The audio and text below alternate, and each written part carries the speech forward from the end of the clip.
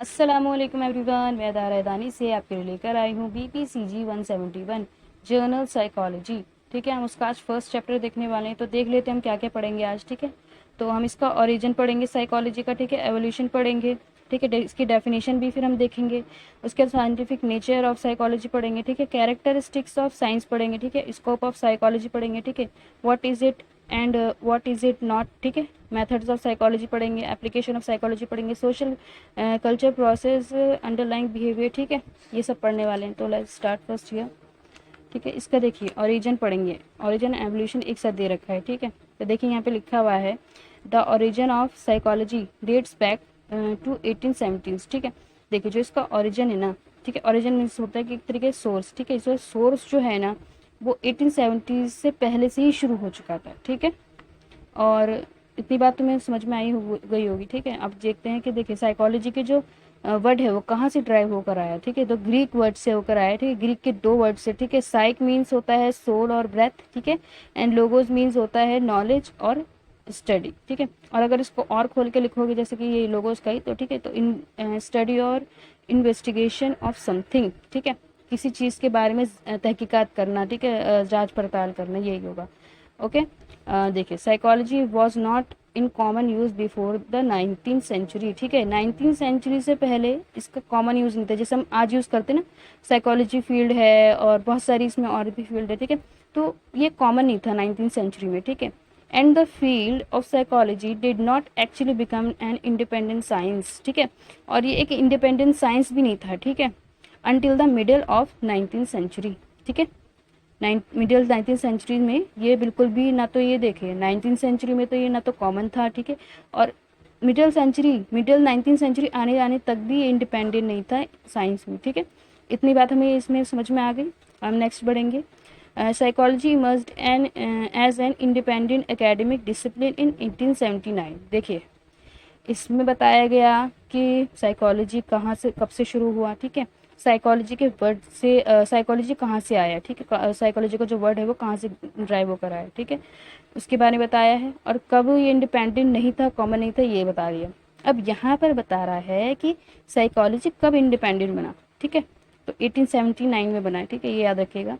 When a German professor William Wundt. ठीक है, इनका बहुत इंपॉर्टेंट रोल है, एकदम रटा हुआ होना चाहिए आपके मुंह पर। ठीक है, William Wundt established the first psychology laboratory at the university of Leipzig Germany. ठीक है, इन्होंने लेबोरेटरी कायम करी थी, मतलब वो इस्टेब्लिश करी थी इन्होंने, विलियम वुन ने। लेबोरेटरी मतलब होता है कि जैसे साइंस लैब होते हैं ना, लैब वगैरह, उसमें एक्सपेरिमेंट करते हैं हम चीज़ों पर। ठीक है, वही बता रहे हैं। ओके, इतनी बात आपको यहाँ समझ में आ गई। देखिए ये सब मैं नहीं पढ़ाऊंगी। ठीक है, फालतू बकवास है आप, लेकिन अगर आप और अच्छे से पढ़ना चाहते हैं तो ये भी पढ़ लीजिएगा। ठीक है, लेकिन ये मेरे को नहीं लगता है। ठीक है, मैं देखिए इसमें से वही चीज़ बताऊंगी जो बिल्कुल मतलब एक तरीके से बहुत इंपॉर्टेंट पॉइंट्स है। ठीक है, जो आप डेफिनेशन में लिखोगे। ठीक है, डेफिनेशन में सीधे भी लिख सकते हो, पॉइंट्स में भी आपकी मर्जी है। ठीक है, it is important to know it is important to know that the intellectual roots of psychology lay at the union of philosophy and physiology।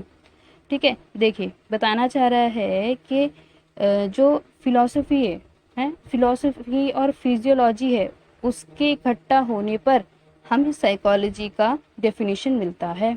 ठीक है, देखिए पजल मत हुई है, जो मैं बता रही हूँ समझिए। जो ये फिलॉसफी है और फिजियोलॉजी है, ठीक है, इन दोनों के मिलने पर, ठीक है, यहाँ पे लिखा है ना यूनियन, इन दोनों पे मिलने पर ही हमें जो साइकोलॉजी के रूट्स है ना, रूट्स वो हमें मिलते हैं। ठीक है, समझ में आया? Intellectual roots. ठीक है, इंटेलेक्चुअल रूट्स ऑफ साइकोलॉजी। ठीक है, इंटेलेक्चुअल रूट्स ऑफ साइकोलॉजी कहाँ पर ले डाउन करते हैं? फिलॉसफी में एंड फिजियोलॉजी में, बस।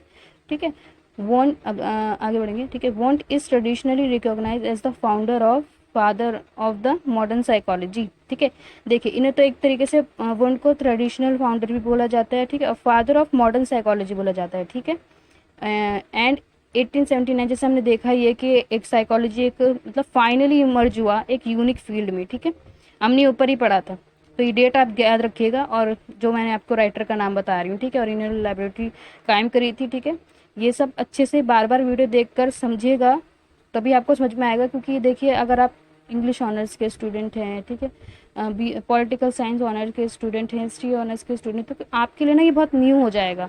तो घबराना नहीं है, बार बार वीडियो को देखिए, ठीक है, बार बार समझने की कोशिश करिए। देखिए साइकोलॉजी बहुत इंटरेस्टिंग चैप्टर्स हैं इसमें, ठीक है, मज़ा आएगा आपको पढ़ने में, पर आपका बस थोड़ा सा अंदर से वो जगाइए कि नहीं यार पढ़ना अच्छे से, ठीक है।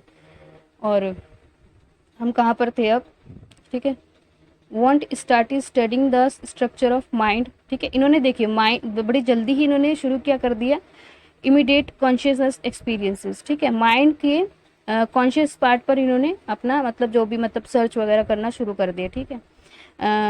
The contents and process of subjective experience such as sensation, thought, feeling and emotion, ठीक है। उसका जो सब्जेक्टिव जो चीज़ें थी उस पर किस पे स्टडी हो रहा था, सेंसेशन पे, थॉट्स पे, फीलिंग पर एंड इमोशंस पर, ठीक है। Thus normal formally psychology was recognised as an independent science in 1879, ठीक है।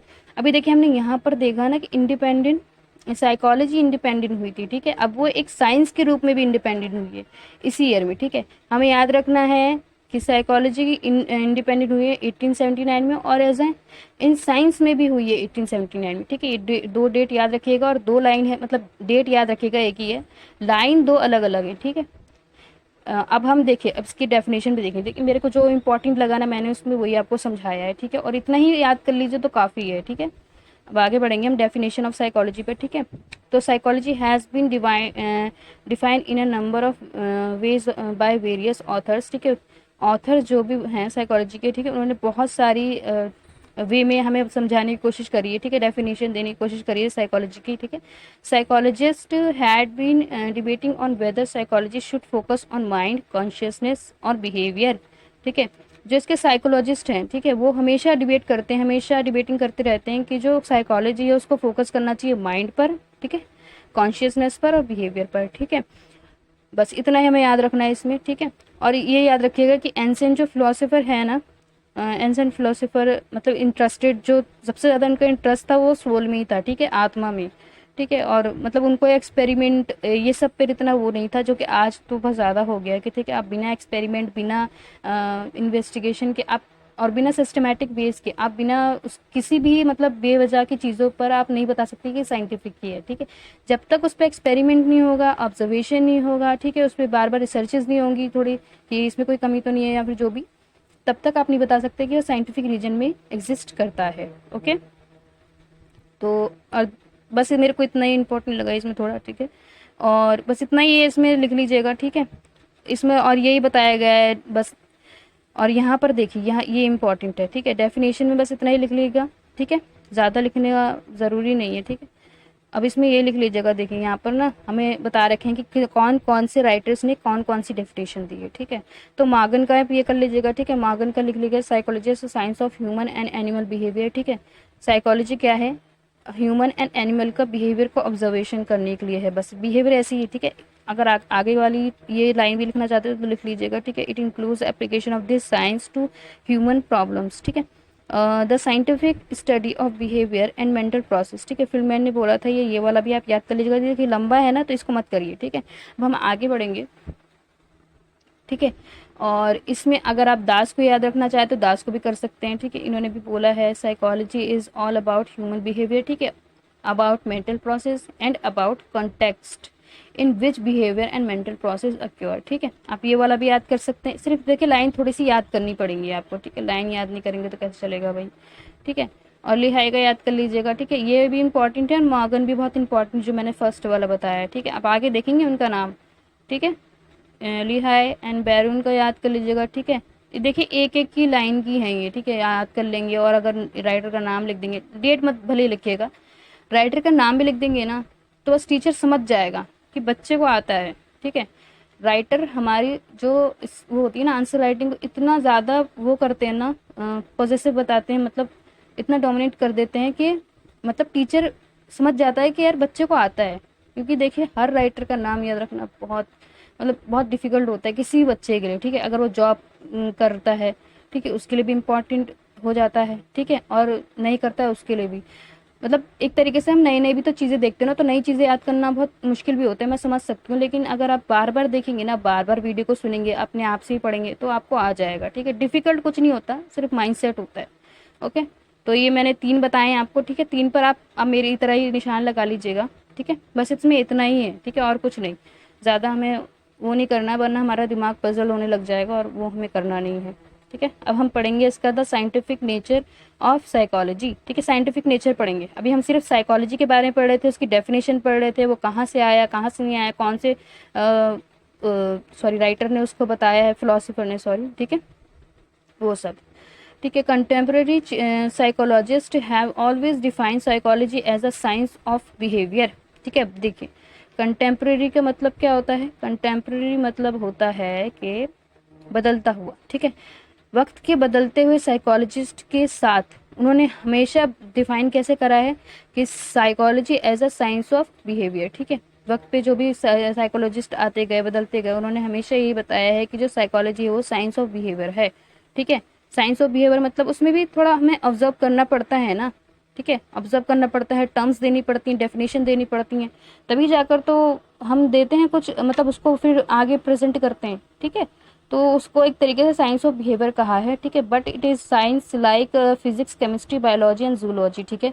देखिए फिजिक्स हमारा कौन सा होता है, ठीक है, तो मोशंस ऑफ फिनोमिना पे होता है, ठीक है। और केमिस्ट्री हमारे किस पे होता है, केमिकल फॉर्मेशन पे होता है, ठीक है। बायोलॉजी लिविंग क्रिएचर्स पर होता है, ठीक है। जूलॉजी किस पे होता है, एनिमल स्टडी पर होता है। तो साइकोलॉजी भी एक ऐसी फील्ड है, ठीक है, साइंस में थोड़ा मतलब ले लेंगे हम इसे, ठीक है, जो किस को स्टडी करता है, माइंड एंड बिहेवियर को, ठीक है। देखिए पजल में तो ये, ठीक है। साइकोलॉजी देखिए जैसे कि फिजिक्स का एक अलग है, ठीक है, वो एक अलग चीज़ पर स्टडी करता है, केमिस्ट्री का अलग चीज़ पे, केमिकल पे स्टडी करता है, ठीक है। बायोलॉजी लिविंग क्रिएचर्स पे स्टडी करता है। उसी तरह जो साइकोलॉजी है वो किस पे स्टडी करता है, माइंड और बिहेवियर पर, बस, ठीक है। इतना हमें याद रखना है, ठीक है। अब हम और देखिए थोड़ा बहुत ये डिफरेंट हो सकता है साइकोलॉजी, ठीक है। यहाँ पे समथिंग डिफरेंट भी लिखा हुआ था, इसके बाद मैंने वो नहीं पढ़ा क्योंकि मुझे लग रहा था कि आप कंफ्यूज ना हो जाएं, ठीक है। थोड़ा बहुत अलग हो सकता है साइकोलॉजी, लेकिन ज़्यादा नहीं, ओके। चलिए अब देखिए मॉर्गन का मैंने यहाँ पर पिछले भी बताया आपको, ठीक है, पिछले वाली में भी और अभी भी बता रही हूँ कि मॉर्गन बहुत इंपॉर्टेंट है, ठीक है। इनको याद करना ही करना है आपको। अर्ली है भी देखिए, ठीक है। तो इन्होंने एक तरीके से बताया है साइंस का डेफिनेशन दिए कि साइंस जो है वो सिस्टमेटिक बॉडी है, ठीक है, जो कि नॉलेज को गैदर करता है, ठीक है। वो किसके बिहाफ पर नॉलेज को गैदर करता है, मतलब इकट्ठा करता है, ऑब्जर्विंग एंड मेजरिंग इवेंट्स पर, ठीक है। ये तो इंग्लिश में लिखा हुआ है, तो आप इंग्लिश में ये इसको याद कर लीजिएगा, समझ जाएंगे ना, देखिए समझ जाएंगे ना, बस खुद से लिख सकते हैं, ठीक है। ज़रूरी नहीं है कि जहाँ पर थ्रो लगाया वहीं पर आप थ्रो लगाएंगे, केयरफुली लगाएंगे, ऐसा नहीं है, ठीक है। बस समझ जाइए, खुद से लिखिएगा और सिंपल लैंग्वेज में लिखेंगे जितना, उतना आपके लिए बेनिफिशियल है। ज़्यादा ज़्यादा चीज़ें आप कवर कर पाएंगे, ज़्यादा ज़्यादा चीज़ें आप लिख पाएंगे। अगर आप हार्ड वो बना के लेके जाएंगे, जैसे कि सेंटेंस बनाएंगे, तो थोड़ा सा दिक्कत हो सकता है, लेकिन अच्छी बात है अगर आप उसमें माहिर हैं, ठीक है। बस मैंने आपकी नॉलेज के लिए बता दिया है, ठीक है। और science is approach to knowledge, ठीक है, वो नॉलेज है बेस्ड ऑन सिस्टमेटिक ऑब्जर्वेशन, जो मैंने आपको बताया। देखिए साइंस में अगर सिस्टमेटिक ऑब्जर्वेशन, ठीक है, और एक्सपेरिमेंट नहीं है, साइंस है ही, ठीक है, उसको बिल्कुल नेगलेक्ट कर देंगे लोग। लेकिन अगर उसमें ऑब्जर्वेशन है, ठीक है, उसमें सिस्टमेटिक वे से लिखा हुआ है, उसमें नॉलेज अच्छी है, ठीक है, उसमें एक्सपेरिमेंट है, तो उसको साइंस मान लिया जाएगा, ठीक है। साइंस अप्रोच, ठीक है, साइंस की जो अप्रोच है वो नॉलेज पर है, बेस्ड ऑन सिस्टमेटिक ऑब्जर्वेशन। किसने कहा, ये लिखा ही नहीं, ठीक है। डेट अगर याद करना चाहे तो कर लीजिएगा, वरना कोई इतना इंपॉर्टेंट नहीं है, ठीक है। ये भी देखिए एक दो डेट जो शुरू की मैंने बताई ना वो याद कर लीजिएगा, बाकी आप राइटर याद कर लीजिएगा, आपके लिए आपकी आसानी के लिए बता रही हूँ, ठीक है। मैं नहीं चाहती कि आप कंफ्यूज हो, ठीक है। देखिए the sole aim of science is to classify, ठीक है, क्लासीफाई करना है कोई भी टॉपिक जो भी मिला है उन्हें, ठीक है, जिस पे भी उन्होंने रिसर्च करी, ठीक है, उसे क्लासीफाई करना, अंडरस्टैंड करना किसी भी टॉपिक पर, ठीक है, अंडरस्टैंड करना, उसको यूनिफाई करना, इकट्ठा करना, द ऑब्जेक्ट एंड फिनोमिनन, ठीक है, ऑफ द मटेरियल वर्ल्ड। देखिए साइंस का काम क्या है, किसी भी टॉपिक को क्लासीफाई करना, अंडरस्टैंड करना, यूनियन करना, ठीक है, और उस ऑब्जेक्ट और उस घटना को कहाँ प्रेजेंट करना, मटेरियल वर्ल्ड में, ठीक है, मटेरियल वर्ल्ड में प्रेजेंट करना। साइंस का काम यही होता है कि कोई भी टॉपिक है उस पर एक्सपेरिमेंट करना, उस पर ऑब्जर्वेशन करना, ठीक है, और उसको कहाँ प्रेजेंट करना, लोगों के सामने। अभी तो मटेरियल वर्ल्ड इसलिए बोला है क्योंकि हम बहुत ज़्यादा मटेरियलिस्टिक होते जा रहे हैं, ठीक है। हमें सिर्फ पैसा पैसा पैसा, फीलिंग कोई कदर ही नहीं है, ठीक है। सड़क पर इंसान मर रहा है लेकिन लोगों को तो पैसा चाहिए ना, तो वीडियो बना के अपने यूट्यूब चैनल पर डालते हैं, ठीक है। मैं बोलना चाहती थी लेकिन मुझे बहुत घटिया चीज़ लगती है, ठीक है। ऐसा नहीं होना चाहिए। तो वही बता रहा है, देखिए यहाँ पर देखिए बुक में अब बता दिया है, ठीक है। बुक में बता दिया तो मैं फिर कहूँगी, ठीक है। तो माफ़ करिए अगर बुरा लगा, लेकिन ये बहुत ही सटीक बात मैंने कही है, ठीक है। सोचिएगा ज़रूर इसके बारे में, ठीक है। बाय यूजिंग, आप देखिए अब ये प्रेजेंट तो करता है, ठीक है, क्लासीफाई कर देता है, अंडरस्टैंड कर देता है, यूनिफाई कर देता है और प्रेजेंट भी कर देता है, पर किसके बिहाफ पर, ठीक है, by the using a combination of accurate, ठीक है, सटीक ऑब्जर्वेशन पर, ठीक है, मतलब ट्रुथ ऑब्जर्वेशन पर एंड एक्सपेरिमेंटेशन पर, लॉजिक भी होना चाहिए, ठीक है, उसमें इन्यूटेशन होना चाहिए, साइंटिस्टिक, ठीक है, ये सब चीज़ें होनी चाहिए, ठीक है। अब क्या साइंटिस्ट क्या करते हैं ना, साइंटिस्ट हमेशा ढूंढ रहे हैं उस ऐसे रूल को जो कि गवर्न करता है पूरे नेचुरल यूनिवर्स को, ठीक है। देखिए पजल ना होनी है यहाँ पर भी, ठीक है। Scientist seek to understand the rule that govern all levels of the natural universe, ठीक है। साइंटिस्ट हमेशा से एक ऐसा रूल, मतलब कोई ऐसी चीज़ ढूंढते हैं ना जो पूरे यूनिवर्स को गवर्न करती है, ठीक है। वो तो हम जानते हैं, ठीक है, नेचुरल चीज़ें हैं, ठीक है। ऐसी आदमी पैदा नहीं हो गया जो लोग बोलते हैं, ठीक है। चलिए आ जाइए इधर, हम उसके पढ़ेंगे कैरेक्टरिस्टिक्स पर, ठीक है। कैरेक्टरिस्टिक्स में क्या होगा ना, चलिए पढ़ के देखते हैं पहले, ठीक है। The observation of events and systematised in various ways, ठीक है। ऑब्जर्वेशन जो होती है उसको हम सिस्टमेटिकली, मतलब देख एक सिस्टम से ही हम रखते हैं ना, जैसे कि अगर मैंने आपको ये चैप्टर पढ़ाना है, ठीक है, फॉर एग्जांपल अगर मैं आपको चैप्टर पढ़ा रही हूँ तो मैं इसके नेचर स्कोप, मतलब इसके कैरेक्टरिस्टिक्स थोड़ी ना एकदम डायरेक्टली बताने लग जाऊंगी। पहले मैं इसका डेफिनेशन बताऊंगी, ठीक है। पहले मैं बताऊंगी कि सच में साइकोलॉजी क्या है, साइंस क्या है, उन दोनों में डिफरेंस क्या है। उसके बाद में कैरेक्टरिस्टिक्स बताना शुरू करूंगी ना, तो सिस्टमेटिक वे बहुत इंपॉर्टेंट होता है साइंस में, ठीक है। तो हम साइंस का कैरेक्टरिस्टिक्स पढ़ रहे हैं यहाँ पर, ठीक है, कैरेक्टरिस्टिक्स ऑफ साइंस। लेकिन कहीं ना कहीं साइकोलॉजी में भी आता है थोड़ा, ठीक है, साइकोलॉजी एज अ साइंस, ठीक है, यहाँ पे लिखा हुआ है, तो दिमाग मतलब वो वजन मत होइएगा, ठीक है। Observation event systematic varies way but mainly by classifying and establishing journal principles and laws to describe and predict new events as accurately as possible, ठीक है। इसमें ही बताया जा रहा है कि जो साइंस है, ठीक है, इसका मेनली फोकस क्या होता है, किसी भी चीज़ को क्लासीफाई करना, इस्टेब्लिश करना, ठीक है, उसके जनरल प्रिंसिपल को बताना, उसके लॉज को डिस्क्राइब करना, ठीक है। वो भी देखिए प्रिडिक्ट वे में, ठीक है, न्यू इवेंट्स एज एक्यूरेटली, ठीक है, बहुत मतलब उसमें ट्रुथ होना चाहिए, ठीक है, जो भी वो चीज़ बता रहे हैं उसमें ट्रुथ होना चाहिए, ठीक है, एज मच एज पॉसिबल होना चाहिए, ठीक है, ज़्यादा से ज़्यादा ट्रुथ होना चाहिए, ठीक है, अगर हम कुछ भी चीज़ है उसकी बता रहे हैं, ठीक है। Psychology studies behaviour in the same way like the other sciences study their subject matter and therefore shares a number of features with them, ठीक है। इसमें ये बता रहा है कि जिस तरीके से हम अलग अलग चीज़ों, जैसे मैंने बताया ना आपको, फिजिक्स में हम अलग चीज़ें स्टडी करते हैं, केमिस्ट्री में हम अलग चीज़ें स्टडी करते हैं, वैसे ही जो साइकोलॉजी है, ठीक है, जो साइकोलॉजी है उसमें भी हम चीज़ें मतलब वही करते हैं ना, ऑब्जर्व करते हैं बिहेवियर, ठीक है। साइकोलॉजी क्या है, साइकोलॉजी करता है बिहेवियर पर स्टडी, ठीक है, माइंड पर भी स्टडी करता है, ठीक है, जैसे कि अवॉन्ट कर रहे थे वही बताना चाह रहा है, ठीक है, तो कंफ्यूज नहीं होना है, ठीक है। In common with the other science psychology as a science has the following characteristic, देखिए अब ये बता रहा है कि जैसे कि साइंस के कुछ अलग अलग टॉपिक के उनके कैरेक्टरिस्टिक्स होते हैं, ठीक है, उनकी अपनी एक अलग डेफिनेशन होती है, वैसे ही साइकोलॉजी की भी ये डेफिनेशन दे रखी है। किसने दी है, देखिए मांगा ने, देखिए कितने इंपॉर्टेंट है, ये 3 जगह आ चुके हैं लगातार, ठीक है, तो याद रखना है, भूलना नहीं है बिल्कुल भी, ओके। तो चलिए स्टार्ट करते हैं इसका एम्पेरिकल ऑब्जर्वेशन। देखिए अब आप ना यहाँ पर खुद समझिए कि जो यहाँ पर एम्पेरिकल ऑब्जर्वेशन दिया हुआ है, ठीक है, एम्पेरिकल ऑब्जर्वेशन होता क्या है पहले ये समझिए, ठीक है, मैंने बीपीएससी 101 में समझाया था इसका, ठीक है।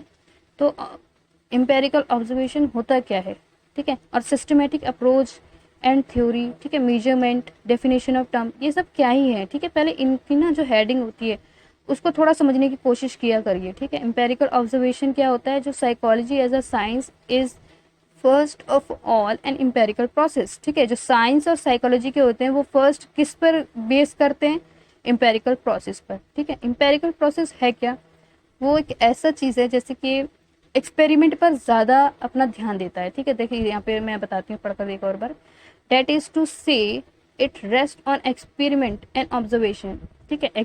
ये कहाँ पर लाई करता है, एक्सपेरिमेंट पर और ऑब्जर्वेशन पर, ठीक है, rather than on argument, opinion और बिलीफ, ठीक है। ना तो ये ओपिनियन पे भरोसा करेगा, एम्पेरिकल ऑब्जर्वेशन, ना ही आर्ग्यूमेंट पे, ना ही बिलीफ पर। ये किस पर बिलीव करेगा? ऑब्जर्वेशन पर बिलीव करेगा एंड एक्सपेरिमेंट पर, जो मैंने आपको बताया, ठीक है।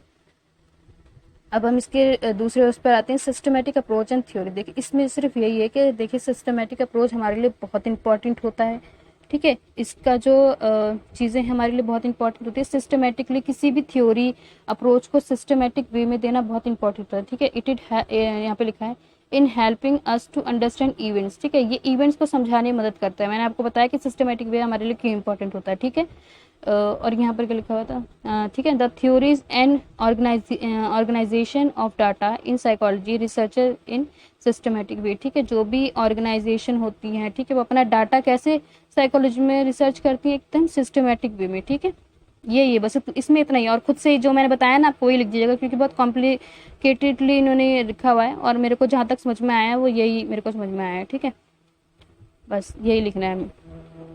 मेजरमेंट अब क्या होता है, ठीक है। Another distinguish the feature of many science is measurement, ठीक है। देखिए इसमें भी यही लिखना है कि जैसे कि फिजिक्स और केमिस्ट्री को मेजरमेंट करना है, ठीक है। फिजिक्स की कितनी वैल्यू है, ठीक है, और केमिस्ट्री की कितनी वैल्यू है, ठीक है, और उनमें और कितनी बदलाव आ रहा है, तब्दीली आ रही है, ठीक है, मतलब चेंजेस आ रहे हैं, किसमें सबसे ज़्यादा चेंज आ रहे हैं, किसमें सबसे ज़्यादा रिसर्चेज हो रही हैं, ठीक है, उसको हम मेजर करेंगे, ठीक है। और देखिए यहाँ पे लिखा हुआ भी है कि फिजिक्स जो है ना, फिजिक्स सबसे हाईएस्ट रैंक करता है, मोस्ट साइंटिफिक, मतलब सबसे ज़्यादा साइंटिफिक इस पर रिसर्च करते हैं, किस पर? फिजिक्स पर, ठीक है, साइंटिफिकली वे में, ठीक है। Science it as it has developed the most precise measurement, ठीक है। और साइंस मतलब करता भी है एक तरीके से, वो तो अपनी मतलब एक्सपेरिमेंट पर ही ज़्यादा वो भरोसा करते हैं, ठीक है। Like other science psychologist also involve measurement, ठीक है। देखिए साइकोलॉजी भी मेजरमेंट में आती है, ठीक है। जैसे कि हम देखिए मेजर तो करते ही है ना, जैसे कि आज का बिहेवियर उसका कुछ और है तो कल का बिहेवियर कुछ और है, तो हम उसको नापेंगे ना यार, कल कितना गुस्सा कर रहा था, आज कितना गुस्सा कर रहा है, इसके एंगरनेस में क्या मतलब क्या बदलाव आ रहे हैं, क्या चेंजेस आ रहे हैं, ठीक है, वो सब, ठीक है। आई होप आप समझ रहे होंगे, नहीं समझ रहे हो तो बार बार वीडियो देखिए, ठीक है, खुद से भी थोड़ा पढ़िए और आएगा इंशाल्लाह आपको, ठीक है, डरना नहीं है, ठीक है। अब पजल नहीं होना है, अगर नहीं आ रहा है तो पजल नहीं होना है, बिल्कुल ही पजल नहीं होना है, ठीक है। अब देखते हैं, ठीक है, अब हमने मेजरमेंट देख लिया, इसके डेफिनेशन ऑफ टर्म्स देखते हैं, ठीक है। Term is essential to clearing thinking in science, ठीक है। जो टर्म्स होती हैं वो हमें, जैसे कि देखिए किसी भी चीज़ को पढ़ने से पहले हम उसकी टर्म्स को तो देखते हैं, जैसे कि हम कैरेक्टरिस्टिक्स पढ़ रहे हैं साइकोलॉजी के, तो इसकी टर्म्स ही तो हो गई थोड़ी छोटी छोटी। अब एम्पेरिकल इसमें आ गया, ठीक है, सिस्टमेटिक आ गया, मेजरमेंट आ गया। अब देखिए टर्म्स बता रहा है कि टर्म्स हमारी क्या करती है, हमारी थिंकिंग को क्लियरिफाई करती है इन साइंस में, ठीक है। जो छोटी छोटी टर्म्स होती है ना वो क्लियरिफाई करती हैं, ठीक है। अब the procedure in psychology is to define concept by relating them to क्या था, observable behavior, operational definition. When we define a concept operationally, we define it in terms of measurable and observable operation, ठीक है। हम जैसे कि किसी भी चीज़ को एक्सप्लेन करते हैं, ठीक है, तो वो किस चीज़ में आता है, ऑपरेशन, ठीक है, सॉरी मैंने कुछ अलग ही बोल दिया, ठीक है। देखिए अगर हम टर्म्स को डिफाइन करते हैं, ठीक है, इन अ ऑपरेशनली वे, तो हम उसको कैसे डिफाइन करेंगे, ठीक है, उसको हम डिफाइन करेंगे ऑब्जर्वेबल और बिहेवियर पर, ठीक है। उनसे डिफाइन किस तरीके से करेंगे, ऑब्जर्वेबल पर और बिहेवियर पर, ठीक है। उसको पहले तो हम समझेंगे, ठीक है, उसके अंदर की और चीज़ें देखेंगे किसी भी टॉपिक पर, ठीक है। अगर एंगरनेस पर देखेंगे तो हम उसको ऑब्जर्व करेंगे, ठीक है, उसके बिहेवियर को, ठीक है, ऑब्जर्व बिहेवियर को, ठीक है। उसके बाद हम उस पर और रिसर्च करेंगे, दिन ब दिन उसको देखेंगे, और उसके ऑपरेशनली डेफिनेशन उसे कहते हैं, ठीक है, और इसकी टर्म्स को हम फिर देंगे, ठीक है, वो हो गया, ठीक। When we define a concept of operationally, we define it in terms of measurable and observable operation, ठीक है। हम कभी भी डेफिनेशन देंगे टर्म्स की, ठीक है, टर्म्स की जब डेफिनेशन देंगे तो वो मेजरेबल पे मतलब होगा रिलाई, ठीक है, और ऑब्जर्वेबल ऑपरेशंस पर, ठीक है, मेजरेबल एंड ऑब्जर्वेबल ऑपरेशन पर, ठीक है। चलिए देखिए समझते हैं, ठीक है। For example the concept of length high in physics, ठीक है, जो लेंथ और हाई वो फिजिक्स में लाई करते हैं, ठीक है, इस वाले में लेंथ और हाइट फिजिक्स में लाई करता है, ठीक है, ये अलग कॉन्सेप्ट हो गया, ठीक है। Then the concept like intelligence, motivation and personality in psychology are defined in terms of observable operation. ठीक है, देखिए हम लेंथ और हाइट में हम फिजिक्स को लेते हैं, ठीक है, लेकिन इंटेलिजेंस और मोटिवेशन पर्सनैलिटी, ठीक है, इनको हमें ऑब्जर्व भी तो करना पड़ेगा, हम इन्हें मेजर नहीं कर पाएंगे। इन्हें ऑब्जर्व कर कर इनका फिर मेजरमेंट निकाला जाता है। ठीक है, इसमें क्या होता है, आप एक्सपेरिमेंट भी कर सकते हो लेकिन इसमें नहीं कर सकते हैं भाई। ठीक है, और मोटिवेशन पर्सनैलिटी, ठीक है, साइकोलॉजी में आता है और are defined in terms of observable operation. ठीक है, ऑब्जर्वेबल ऑपरेशन क्यों बता रहा है, क्योंकि हमें साइकोलॉजी में सिर्फ ऑब्जर्व ही ऑब्जर्व करना पड़ता है। ठीक है, हमें देखना पड़ता है। अब जब पियाजे का आप पढ़ेंगे ना, पियाजेट का, तो उसने अपने 3 बच्चों पर बचपन से, जब से वो पैदा हुए और जब तक वो बड़े हुए उन पर ही रिसर्च करी, अपने ही बच्चों पर। वो क्या कैसे बिहेव करते हैं, वो क्यों रोते हैं, वो कैसे रोते हैं, वो कब कब रोते हैं, उन्हें कौन सी चीज़ बुरी लगती है, कौन सी चीज़ अच्छी लगती है, सर सारा उन्होंने करा। आगे हम पढ़ेंगे, ठीक है, उन्होंने यही बताया है। ठीक है, देखिए टर्म्स का मैं आपको फिर दोबारा डेफिनेशन दे दूँ। ठीक है, यहाँ पे तो आप थोड़ा पजल हो गए होंगे, मैं भी हो गई थी। ठीक है, कोई नहीं। ठीक है, टर्म्स को हमें, अगर हमें डेफिनेशन ऑफ टर्म्स देना पड़ेगा तो हमें पहले उसका मतलब उसको ऑब्जर्वेबल बिहेवियर पर तो करना पड़ेगा। ठीक है, उसके बाद हमें उसके मेजरेबल एंड ऑपरेशन क्या थे ऑब्जर्वेबल ऑपरेशन पर, उसके बिहाव पर उसकी टर्म्स को मतलब डिफाइन करना होगा। ठीक है, आई होप कि आप समझ रहे होगे। ठीक है, when we define a concept operationally, ठीक है, जब हम ऑपरेशनली किसी चीज़ को डिफाइन करते हैं, किसी भी कॉन्सेप्ट को, टॉपिक को, ठीक है, इन तो हम किस तरीके से उसको डिफाइन करेंगे, टर्म्स के बिहाव पर उसको डिफाइन करेंगे, कैसे, मेजरेबल एंड ऑब्जर्वेबल ऑपरेशन पर। ठीक है, आई होप आप समझ गए होंगे। ठीक है, फॉर जो मैंने आपको बताया ही यहाँ पर। ठीक है, देखिए कितना भी हम लोग कर लें, मतलब रिसर्च कर लें, लेकिन कुछ साइंस, मतलब कब से है साइंस, ठीक है, अभी तक वो डिफाइन नहीं कर पाया है ब्रेवरी को, फ्रेंडशिप को, लव को, ब्यूटी को, एंड बहुत सारी हैं तो। ठीक है, वो डिफाइन ही नहीं कर पाया है कि लव, इंसान प्यार करता है तो क्यों करता है, फ्रेंडशिप किससे करता है तो वो क्यों करता है।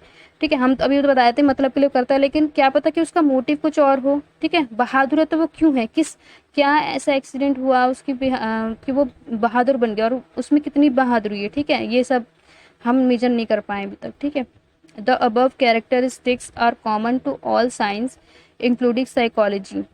ठीक है, ये जो सारे कैरेक्टरिस्टिक्स हैं वो साइंस में मतलब वो कॉमनली यूज होते हैं। ठीक है, और साइकोलॉजी में भी। ठीक है, अब साइकोलॉजी में भी होने लग गए हैं। ठीक है, psychology is a different type of science, behavioural science बोलते हैं इसे। ठीक है, डिफरेंट टाइप ऑफ साइंस क्यों, क्योंकि जो साइकोलॉजी है, जो मैंने आपको बार बता रही हूँ, वो पूरा ऑब्जर्वेबल ऑपरेशन पर ही मतलब वो करता है, रिलाई करता है। ऑपरेशन भी ना बोलो तो पूरा ऑब्जर्वेशन पर ही वो पूरा लाई करता है। ठीक है, हम पहले ऑब्जर्व करते हैं, उसके बाद ही हम कोई टर्म निकालते हैं। ओके, इतना आपको समझ में आया है। ठीक है, और but is not the case with human behave, sorry यहाँ से पढ़ते हैं, फिजिक्स फिजिक्स और chemistry researcher investigate process and events which remain stable and constant to a large context.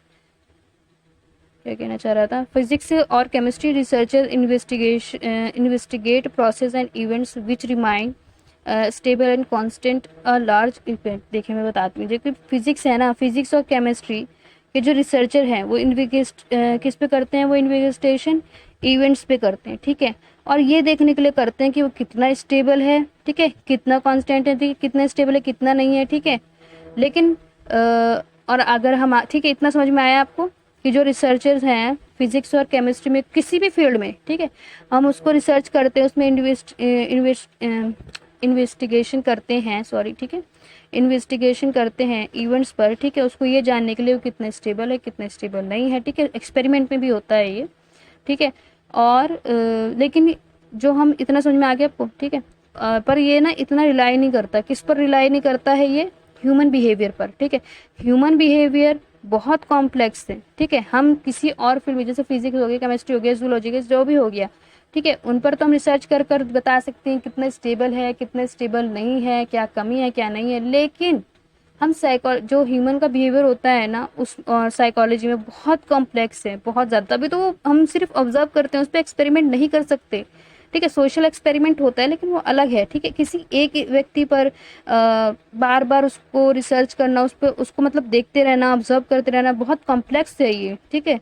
बार बार तभी तो ज़्यादातर एक्सपेरिमेंट जो होते हैं वो अलग फील्ड में होते हैं, साइकोलॉजी में नहीं होते हैं, ठीक है। इतना ही था इसमें। अब हम आगे बढ़ते हैं। अभी हम यहाँ पर देखेंगे ना, तो since principle laws of psychology are applied to solve human problems, ठीक है, in a number of situation, families, school, organisation, environment, as well as treating behaviour disorder and emotional problems, ठीक है। ये सब हम देखते हैं। बस इसमें इतना ही था, ठीक है गाइज। और मैं आगे आपको पढ़ाती हूँ। अब हम यहाँ पर आ जाएंगे, ठीक है। व्हाट इज़ साइकोलॉजी और व्हाट इज़ नॉट, ठीक है। इसको भी पढ़ना है हमें, ठीक है। तो यहाँ पर स्टार्ट करते हैं। Psychology is the exciting field, ठीक है। एक्साइटिंग फील्ड है ये। बस इतना ही, ठीक है। सरप्राइजिंग होता है, एक्सॉटिक होता है, फैमिलियर होता है, ठीक है। कुछ कुछ हमें पता होती है, कुछ कुछ नहीं पता होती हैं, ठीक। और जो साइकोलॉजी है, psychology is about each of us, ठीक है। वो हमारे बारे में होता है, ठीक है। ह्यूमन बिहेवियर के भी बारे में होता है, ठीक है। तो हमें बता रहा है ये, ठीक है। It asks to us to take a reflective attitude as we inquire, ठीक है। हमारे एटीट्यूड को ही वो ऑब्जर्व करता है, जो कि हमारे रिफ्लेक्ट करता है किसी और पर भी, ठीक है। इस पर इंक्वायरी होती है। How can we step outside of our self to look objectively at how we live, think, feel and act, ठीक है। इन सब पर ही साइकोलॉजी बिलीव करता है, मतलब वो करता है, रिसर्च करता है, ठीक है, ऑब्जर्व करके। और psychologist believe that the answer is through carefully thought observation inquiry, ठीक है। इन सब के ही जरिए, थॉट ऑब्जर्वेशन, इन सब के जरिए हमें क्या, साइकोलॉजिस्ट पर आंसर पर बिलीव होता है, ठीक है। अकॉर्डिंग टू क्या था, पैरामिसवारन एंड बीना, ठीक है, 2002 सम पीपल, देखिए अब कुछ लोग क्या कहते हैं, साइकोलॉजी क्या है। साइकोलॉजी पार्ट है फिलॉसफी का, ठीक है। जो पहले के लोग थे वो तो सोल पर ही ज़्यादा वो करते थे ना, ज़्यादा विश्वास करते थे, मानते थे और उसी पर रिसर्च करते थे, ठीक है। और एक्सपेरिमेंट वगैरह से उन्हें कुछ लेना देना था ही नहीं, ठीक है। अदर्स इक्वेटेड इज मैजिक, ठीक है। कुछ लोग कहते हैं ये मैजिक है, ठीक है। कुछ लोग बोलते हैं पागलपन है, ठीक है। Still others are the of the opinion psychologist are either mistakes, ठीक है, ना तो वो सीक्रेट्स हैं, ठीक है ना। देखिए कुछ लोग तो बोल रहे हैं कि ये एक फिलॉसफी है, ठीक है, मैजिक है, मैडनेस है, बेवकूफ़ी है, जो भी कह रहे हैं, ठीक है। लेकिन और साइकोलॉजिस्ट क्या कहते हैं, ना तो ये सीक्रेट है ना ही मिस्ट्री है, ठीक है। ये कुछ ऐसा नहीं है जो मतलब इन लोग के खिलाफ बोलने की, ऐसे मत बोलो कि ये ऐसी चीज़ें नहीं है, ठीक है। ये हमारी हेल्प करती है ह्यूमन की प्रॉब्लम को सॉल्व करने में, साइकोलॉजी, ठीक है। तो यहाँ पर लिखा है, तो opinion that psychologists are either mistake और mysterious people, their interested in psychology mainly arise from uninformed curiosity, they are of the few और that if they study psychology, ठीक है। कुछ लोग मतलब इसको गलत ही बताना चाहते हैं, लेकिन ऐसा है नहीं। Many of them feel that the main use of psychology is to treat mentally ill individuals, ठीक है। कुछ लोग बताते हैं कि जो साइकोलॉजी है, ठीक है, साइकोलॉजी है वो ट्रीट कैसे करता है हमारी मेंटली जो इलनेस होती है, जो दिमाग में होती है, जो बॉडी में होती है, जो रूह में होती है, ठीक है, उसको वो रिकवर करता है, ठीक है। कौन करता है, साइकोलॉजी की ट्रीटमेंट, ठीक है। इसमें ये बताया गया है। While certain this is an important area of application, yet it is not the only area today. Psychology finds usual application in the individual's life almost from the womb to the womb, ठीक है। देखिए psychology like academic discipline has in own concept as intelligence, personality, stress. देखिए हम ये सारे chapter आगे पढ़ने वाले, तो ये ज़्यादा इंपॉर्टेंट है नहीं, ठीक है।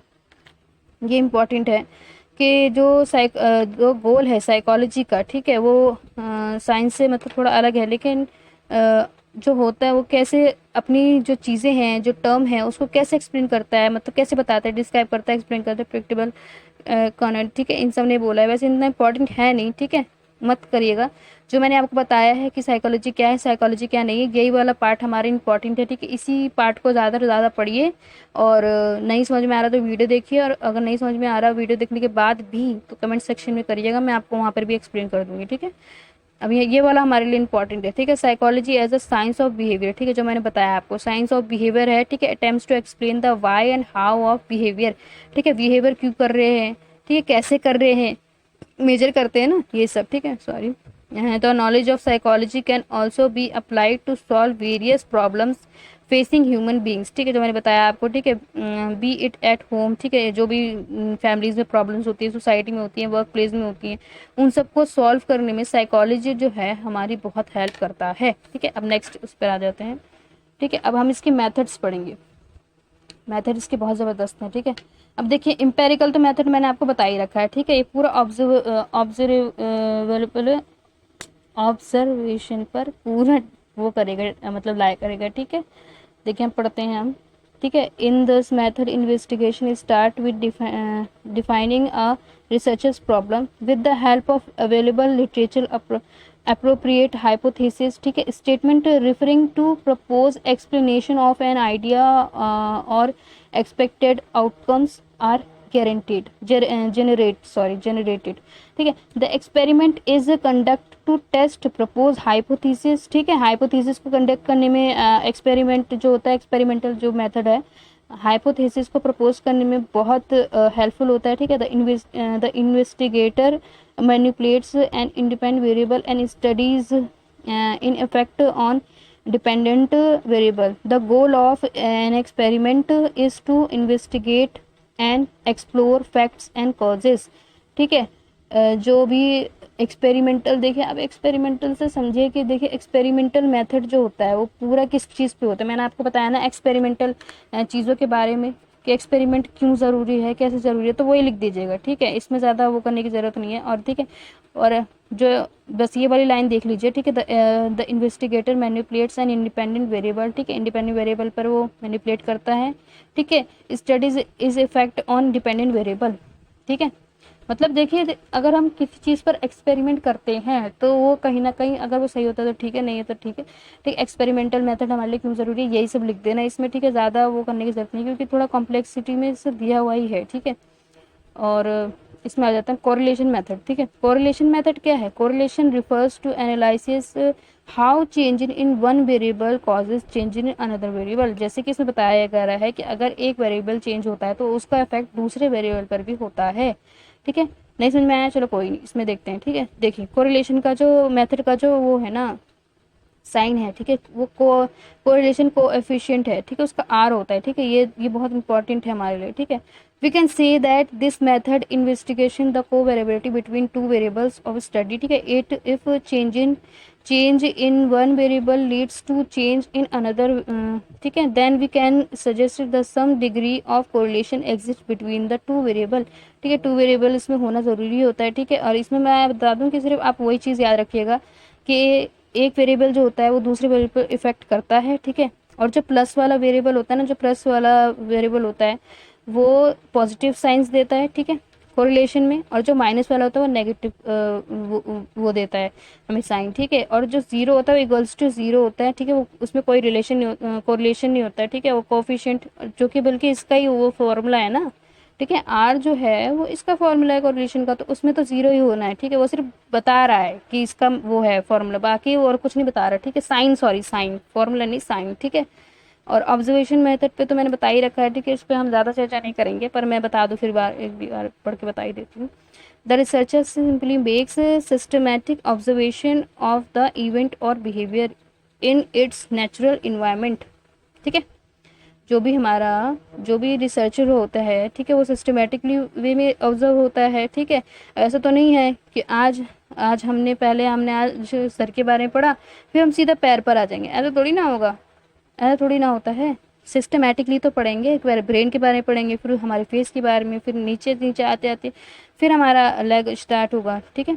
तो ये हमें समझ में आ गया होगा ऑब्जर्वेशन में, ठीक है। एक्सपेरिमेंट मेथड देखे इसमें लिखेंगे क्यों ज़रूरी होता है, क्यों नहीं ज़रूरी होता है, ठीक है। और ये क्या क्या होता है, ठीक है। और बस ये लिख देना, ठीक है। कोरिलेशन में मैंने बता दिया है कि प्लस वाला साइन, ठीक है, ये याद रख लेना, प्लस वाला नेगेटिव, प्लस वाला पॉजिटिव होता है, माइनस वाला नेगेटिव होता है, ठीक है। वो और जीरो जो आर होता है वो इक्वल्स टू जीरो होता है, ठीक है। जो इसका साइन है वो कोफिशिएंट आर है, ठीक है। और वन वेरिएबल दूसरे वेरिएबल को मतलब इफेक्ट करता है, ठीक है। अगर +1 है ना तो जो उसका जो साथी होगा वो भी +1 होगा, ठीक है। बस यही है इसमें। ऑब्जर्वेशन मेथड मैंने बता रखा है, ठीक है। It involve studying a phenomenon observing, ठीक है। सारे इवेंट्स को सबको मतलब ऑब्जर्व करना, उसके बाद उसको मॉडिफाई करना, ठीक है, उसको बताना, ठीक है। अब हम एप्लीकेशन ऑफ साइकोलॉजी पे आ जाते हैं, ठीक है। एप्लीकेशन ऑफ साइकोलॉजी क्या है? एप्लीकेशन ऑफ साइकोलॉजी मतलब देखिए क्लिनिकल साइकोलॉजी है, ठीक है। तो हम इसमें मतलब क्या क्या चीज़ें ये वो करती है, मतलब सॉल्व करती है, ठीक है। तो इम्फोसाइज डायग्नोसिस, ठीक है, कॉजेस पर, ट्रीटमेंट पर, इन सब पर ये अपनी क्या करती है, मतलब इन्वेस्टिगेशन करती है, ठीक है। क्लिनिकल साइकोलॉजी, ठीक है। Community psychology and this field promotes community wide mental health, ठीक है। ये सॉल्व करती है प्रॉब्लम, ठीक है, through researcher prevention education and consultation, ठीक है। देखिए क्लिनिकल साइकोलॉजी अपनी फील्ड में प्रॉब्लम जितनी भी है उसको सॉल्व करेगी, ठीक है। ये जो लास्ट के है ना वर्ड, ये थोड़ा आप रट लीजिएगा, ठीक है। रटना हो तो रट लीजिएगा, ठीक है, मैं ये बोलूंगी, ठीक है। और कम्युनिटी में ये बता दिया, ठीक है। इस पर आता ही आता है क्वेश्चन, ठीक है। और काउंसलिंग साइकोलॉजी देखिए इसका क्या होता है, this branch deals with the help people individual and with personal problems including interpersonal relation, career choice, middle, emotion troubles, ठीक है। इन सब पर ये सॉल्व करता है, ठीक है। इन सबको देखते आप देखते हैं 12th क्लास में भी मेरे तो हुआ था कि काउंसलिंग हुई थी कि मतलब आप क्या बनना चाहते हो, कितने प्रिपेयर हो, आपने इसमें बारे में क्या क्या रिसर्च करी, आपको कितना इसमें समझ में आता है, ठीक है, कितना इंटरेस्ट है वगैरह, ये सब आया था, ठीक है। ये सब होता है अब। और लोग पे भी होता है, काउंसलिंग बहुत इंपॉर्टेंट है लोगों के लिए आजकल, क्योंकि इतनी मेंटल हेल्थ इशू हो गए हैं। क्यों हो गए हैं? क्योंकि हम मेंटली बहुत ज़्यादा डिस्टर्ब हैं, ठीक है, बहुत ज़्यादा। मतलब इतनी ऐसी ऐसी चीज़ें सुनते हैं जो वो काउंसलर होते हैं ना, अगर आप उनसे मिल लेंगे तो वो आपको ऐसी ऐसी स्टोरीज बताएंगे ना कि आप हैरान हो जाएंगे कि ऐसी ऐसी प्रॉब्लम्स एग्जिस्ट करती हैं एक ह्यूमन माइंड में, सच में। और मतलब बात अगर आप करेंगे कभी भी, ठीक है। एजुकेशन में क्या होता है, this branch deals with broader problem of increasing the efficiency of learning in a psychology, applying psychology's knowledge of learning and motivation to the, ठीक है। मोटिवेशन करना होता है साइकोलॉजी, ठीक है। ये सब देखिए आप खुद ही पढ़ेंगे तो आपको थोड़ा समझ में आ जाएगा, ठीक है। फ्रांसिस्को देखिए ये जो होता है ना ये जुडिशरी में होता है, ठीक है, मतलब जो लॉयर वगैरह होते हैं उन सब में होता है, ठीक है। बस यही सब है, ठीक है। हेल्थ पर वगैरह एप्लीकेशन कुछ भी आ जाएगा तो आपको लिखना ही लिखना है, ठीक है। हमारी किस देखिए अगर एप्लीकेशन आता है तो आपको कैसे लिखना है, ये हमारी किस तरीके से हेल्प करता है, ये क्यों ज़रूरी है, ठीक है, और इसके क्या क्या फ़ायदे हैं और ये कहाँ का काम करता है, ठीक है। बस ये 4-5 चीज़ें मैंने आपको बताई, ये आप देख लीजिएगा, ठीक है। इन सब में पढ़ने का, क्योंकि आप खुद ही पढ़ेंगे तो आपको समझ में आएगा, ठीक है, जो जो इंपॉर्टेंट। और देखिए मैंने इस पर वीडियो बना रखी है कि कौन कौन से टॉपिक्स इंपॉर्टेंट, ठीक है। चैप्टर तो सारे इंपॉर्टेंट है लेकिन अंदर से टॉपिक्स देते हैं ना वो इंपॉर्टेंट है, आप वो मैं डिस्क्रिप्शन बॉक्स में लिंक दे दूंगी, ठीक है, वो चेक कर लीजिएगा, ठीक है। और वो वीडियो पसंद आ रही है तो लाइक कर देना भाई, ठीक है। चलो social culture process underlying behaviour, ठीक है। अब देखिए social culture process underlying behaviour, ठीक है, जो भी हमारा सोशल ई कल्चर है वो कैसे प्रोसेस करता है हमारे बिहेवियर में, ठीक है, अंडरलाइंग बिहेवियर, ठीक है, हम पढ़ेंगे, ठीक है। Human are referred as a social animal, ठीक है, ये अरिस्टोटल ने कहा था, चाहे तो लिख लेना, ठीक है। अरिस्टोटल ने कहा था कि जो ह्यूमन है वो एक वो सोशल एनिमल, ठीक है, वो लोगों के बिना रह ही नहीं सकता। आप 2 दिन अपने दोस्तों से अलग हो जाइए, आप वो होने लग जाएंगे डिमोटिवेटेड, फ्रस्ट्रेट होने लग जाएंगे आप, ठीक है। मुझे तो आया था लेकिन आप लोगों को नहीं होगी, ठीक है। बस यही है, ठीक है। It also govern many social factors such as family, peers, their society and culture, ठीक है। Our behaviour is such much more complex than other animal, ठीक है। हमारा क्योंकि देखिए ह्यूमन है ही ऐसी चीज़, इतनी प्यारी इतनी खूबसूरत चीज़ है ह्यूमन, वो लेकिन अपनी वैल्यू को ना इतना वो कर रखा है उन्होंने, डी वैल्यू कर रखा है, ठीक है। लेकिन हमारा जो हमारे अंदर जो चीज़ें हैं ना वो इतनी कॉम्प्लेक्स है। देखिए हमारी कुछ जीन्सेस, कुछ चीज़ें अदर एनिमल्स में मिल सकती हैं, लेकिन क्या वो हमारी तरह एक्ट करते हैं? नहीं, वो हमारी तरह कभी भी बन नहीं सकते। अल्लाह ताला ने जो हमें बनाया है वो एकदम अलग ही चीज़ से बनाया है। इसलिए बोलते हैं कि हम मतलब इतने खूबसूरत तरीके से इंसान को अल्लाह ताला ने रिप्रेजेंट करा है ना, लोगों के सामने प्रेजेंट किया है कि लोग उसके बारे में ना सर्च करते चले जाएंगे, भले वो दूसरे एनिमल्स में उसके जिनसे कुछ भी ढूंढ ले, ठीक है, हार्मोन्स ढूंढ ले, लेकिन वो कभी भी बता नहीं सकते कि ह्यूमंस कितना खूबसूरत है। वो हमेशा बोलेंगे कि ये यहाँ से पैदा हो गया, वो वहाँ से पैदा हो गया, ठीक है। लेकिन आप खुद देखेंगे खड़े होकर शीशे में खुद को ना तो आपको पता चलेगा कि आपकी एक एक बाल जो है, एक एक बाल, आपका एक एक सेल जो है वो कितना इंपॉर्टेंट है, ठीक है। जैसे हमारे दांत खराब हो जाते हैं तो हमारी कितनी तकलीफें होती हैं, ठीक है। यही सब है, बस ज़्यादा नहीं बोलूँगी वरना वीडियो बहुत ज़्यादा लंबी हो जाएगी, और वैसे लंबी हो भी रही है, ठीक है। तो हमारी, ठीक है, इसमें पेयर वगैरह के बारे में बताया है, ठीक है। The example shows that our behavior is not governed by biological factor but only but various social and culture factors also play vital role, ठीक है। देखिए जो हमारा बिहेवियर होता है उसको तो बायोलॉजिकल हम बता देते हैं, ठीक है, बता देते हैं, लेकिन उसका जो सोशल फैक्टर होता है, कल्चर फैक्टर होता है, वो बताने में थोड़ा सा हमें दिक्कत होती है। जैसे कि 2 मिनट रुक जाइए। This example shows that our behaviour is not govern by biological factor, ठीक है। बायोलॉजिकल फैक्टर में हम इसको गवर्न नहीं कर पाते, but various social culture factors are also play a विचुअल रोल, ठीक है। जो हमारे सोशल कल्चर जो होते हैं वो प्ले बहुत बहुत ज़्यादा रोल करते हैं, मतलब बहुत ज़्यादा इंपॉर्टेंट है हमारे लिए, ठीक है। बायोलॉजिकल फैक्टर भी उतने इंपॉर्टेंट नहीं है जितने कि सोशल एंड कल्चर इंपॉर्टेंट है, क्योंकि देखिए हम साइकोलॉजी पढ़ रहे हैं, साइकोलॉजी कितना इंपॉर्टेंट है आप जानते ही, ठीक है। अब फैमिलीज होती है जो हमारी बहुत साथ देती हैं, ठीक है। इसमें आप जो मैंने अंडरलाइन कर रखा है ना, आप खुद से पढ़ेंगे तो आपको समझ में आएगा, बहुत ईजी है, ये लास्ट वाला ही, बस हमारा लास्ट ही था ये, ठीक है। इसके बारे में पढ़िएगा, लास्ट वाला मैं आपको थोड़ा समझा दूँ, ठीक है। ये फैमिली का है तो हमें बहुत आसानी है लिखने में, ठीक है। जो मैंने अंडरलाइन कर रखा है आप वो से पढ़ लीजिएगा, ठीक है। मैनी स्टडीज हैव फाउंड, देखिए इसमें सिर्फ बता रहा है कि सोसाइटी जो है, ठीक है, कल्चर जो है वो हम पे किस तरीके से इफेक्ट करता है, ठीक है। Another important social culture process underline the society and culture, ठीक है, बहुत हमारे करता है। इसमें 2 टाइप्स दिखाया गया, जो अमेरिकन यूरोप है, जो हम पे किस तरीके से डोमिनेट कर रहे हैं, ठीक है। जैसे कि यहाँ पे देख सकते हैं इंडिपेंडेंट इंडिविजुअल राइट्स, ठीक है, बीइंग असर्टिव और कंसिडर इंपॉर्टेंट ट्रेट्स, ठीक है। ये सब है अमेरिका का, ठीक है। जैसे कि हम खान पीन में देखते हैं, ठीक है, पहनावे में देखते हैं, यूरोपियन और अमेरिकन कंट्रीज हम पे डोमिनेट करती हैं, ठीक है।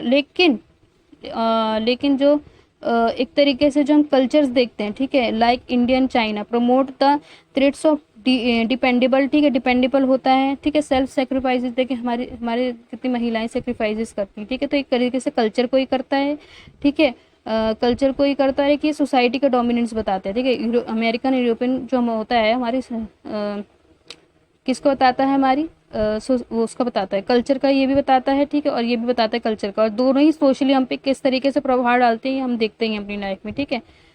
बस इतना ही था आज का चैप्टर, ठीक है। और अगर कुछ समझ में नहीं आया हो तो कमेंट बॉक्स में बता देना, ठीक है, या फिर बार बार वीडियो को देखो, ठीक है, जितना वीडियो को देखोगे उतना समझ में आएगा।